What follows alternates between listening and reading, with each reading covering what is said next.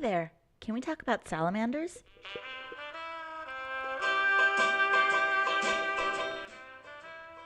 Salamanders are an interesting subject to tackle because despite being pretty well known as animals and not completely feared or vilified by society, many people really can't tell you too much about these guys. But I can, and I will. Let's begin. Despite their lizard-like appearance, salamanders are no more related to lizards than you or me. Their similar appearances come from a byproduct of simplicizomorphy, meaning that sometimes animals share similar traits with other animals because it just makes more sense, sort of like how regardless of the make, all cars are going to have four wheels. Salamanders are part of the amphibian family, making up about only 7% of all known amphibians. The unnerving-looking Sicilian, Greek for blind ones, make up only 3% of all known amphibians. Yes, that's an amphibian.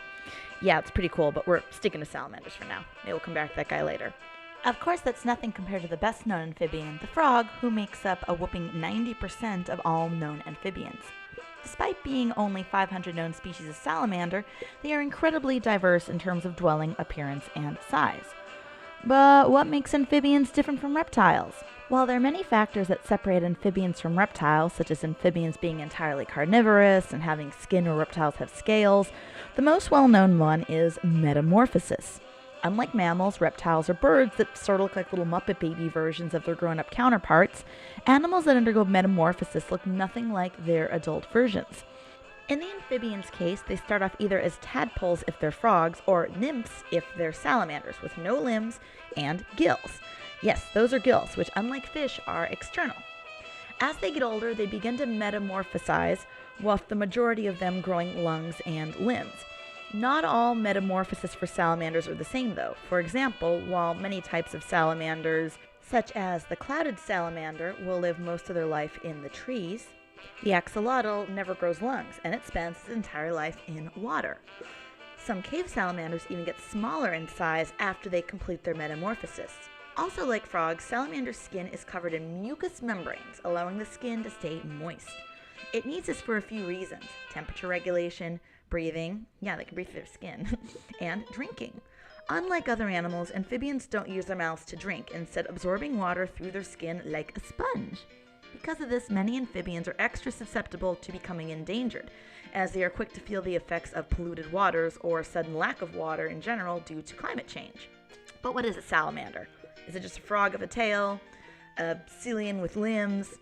Well, aside from virtually only living in the northern hemisphere, salamanders are like little wolverines.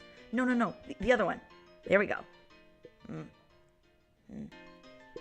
In that they have amazing regenerative and healing properties. Thanks to a super immune system, not only can they regrow their tails if they are lost, they can also regrow limbs, organs, eyes, and even non-critical parts of their brain. This is really fucking awesome. Salamanders are shockingly diverse in their size, with the sea-page salamander being only 2 inches in length to the hellbender getting up to 2 feet. No, wait, sorry, that was the largest salamander in North America. Hold on, let me see here. Holy shit, that's taller than me. Like a lot of the animals I talk about in this video, their means of reproduction is unconventional. And by that, I mean they're the ultimate vocels for going fucking, even if it's to ensure the continuation of their species. Instead, the male salamander just leaves big old gobs of its cum all over the place, like a 13-year-old boy.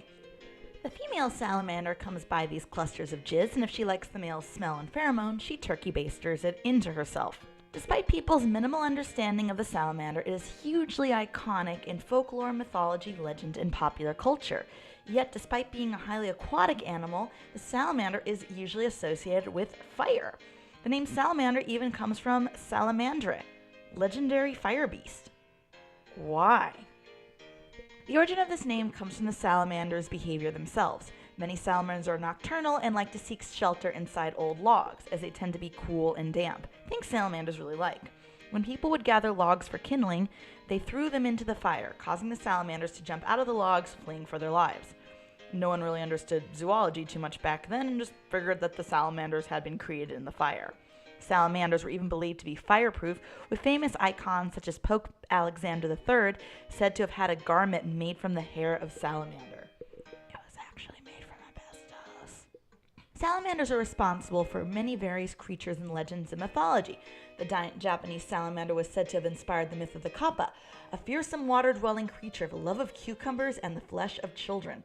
It also apparently sucked your soul out of your anus. Okay. And the axolotl, with its feather-like external gills, was said to have inspired many Aztec deities, such as Xolotl, the Aztec god of lightning and death. Sadly, salamanders are an animal where at least 70 different species are critically endangered, meaning that the chances of their extinction due to pollution, deforestation, and poachings are a very real threat. Giant Chinese salamanders have declined by 80%, while the axolotl might only have about 100 of its kind left in the wild. And that's not including the Yunnan lake newt and the Ainsworth salamander that have gone extinct in the 20th century. As a small and arguably not as cute animal, lacking in listicles and media appearances outside of a Wild Kratts episode, it's easy to overlook them in place of a more cute and popular animal that is threatened. But to quote O.R. Milling, who mourns the silent death of the small? Salamanders' healing abilities are not just unique among their species, but they could lead to amazing medical breakthroughs that would better even save people's lives. To have these animals go extinct would be a devastating loss. In some small hope, and one of the few other good things to come out of 2017, a Jackson's climbing salamander, also known as the Golden Wonder, last seen and thought to be extinct in 1975, was rediscovered in the jungles of Guatemala, giving some hope for other long-lost amphibians and ones on the verge of extinction. As I've said of some of the weirder animals I talk about, if even before you watching this you just assumed salamanders were a slimy lizard or the name of that witch lady in Game of Thrones, I hope after watching this video you'll have a little more understanding and respect for these really wonderful creatures that inspired your favorite Pokemans.